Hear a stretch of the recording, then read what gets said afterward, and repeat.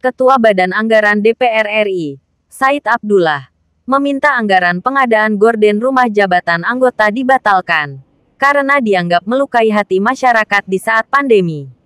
Pengadaan gorden rumah dinas jabatan anggota DPR RI menuai polemik. Pasalnya, pemenang tender gorden rumah dinas anggota DPR dimenangkan oleh PT Bertiga Mitra Solusi, peserta lelang dengan penawaran harga tertinggi, yaitu Rp43,5 miliar. Berbagai respon penolakan diutarakan sejumlah elemen masyarakat soal proyek gorden anggota DPR ini. Hal ini disampaikan Said di sela kunjungan kerja di Desa Pabian Kabupaten Sumeneb. Said mengatakan proses pengadaan lelang telah memenuhi syarat transparansi, akan tetapi telah menimbulkan pro kontra. Melihat kecenderungan dari sisi proses, transparansi semua terpenuhi. Namun karena sekarang sudah menjadi pro dan kontra, bukan persoalan transparansi, bukan persoalan proses yang terjadi dalam pelelangan, namun seakan-akan dengan tanda kutip ini melukai hati masyarakat kita di tengah pandemi. Hemat saya selaku Ketua Badan Anggaran DPR RI, alangkah baiknya jika kemudian dengan tegas menyatakan ke publik bahwa 43,5 miliar itu untuk gorden rumah jabatan anggota DPR dibatalkan saja. Karena pada akhirnya tidak menuai manfaat, dan bahkan kalau setiap anggota ditanya pasti juga tidak tahu proses itu yang terjadi, bagaimana proses yang terjadi di penganggaran. Barangkali saya sebagai Ketua Banggar besarannya pasti tahu dan saya ikut bertanggung jawab.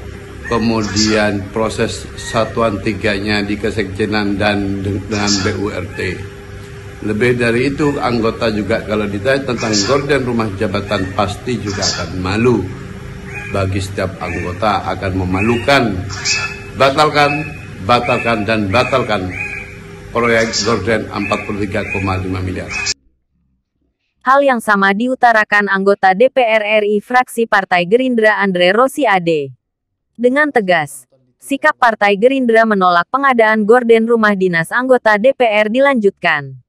Andre juga menjelaskan bahwa anggota DPR tidak tahu menahu soal proyek ini, karena proses pengadaan dan penganggaran ini dilakukan oleh Kesekjenan. Di mana terjadi pro dan kontra, ada yang mendukung dan menolak pengadaan gorden ini. Dan ternyata memang proyek ini terus ditenderkan. Nah, permasalahan baru muncul adalah di mana ternyata pemenang tender ini adalah harga yang termahal, dan ini menimbulkan kegaduhan yang lebih luar biasa.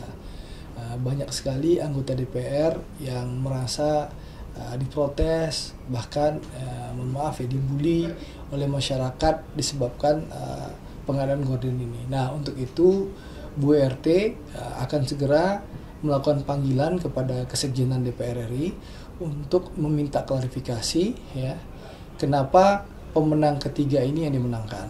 Itu satu. Yang kedua, setelah mendengarkan klarifikasi itulah nanti akan diputuskan apakah kita akan tolak atau teruskan proses tender pengadaan gorden ini. Tapi yang jelas mayoritas teman-teman yang saya tangkap adalah menolak pengadaan gorden ini.